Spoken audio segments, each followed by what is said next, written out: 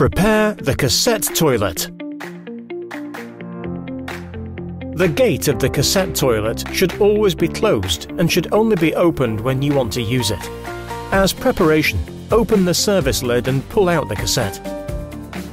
Place the cassette vertically and turn the drain nozzle to the top.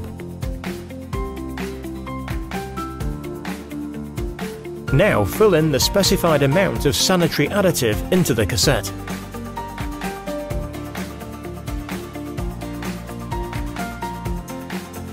Subsequently, fill in a bit of water and turn the drain nozzle back.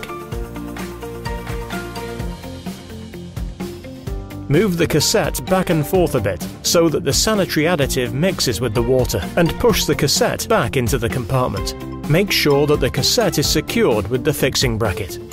Turn out the filler neck for the flushing water, and if you want, add an appropriate flushing water additive and fill with clean water before you close the lid, and turn back the filler neck.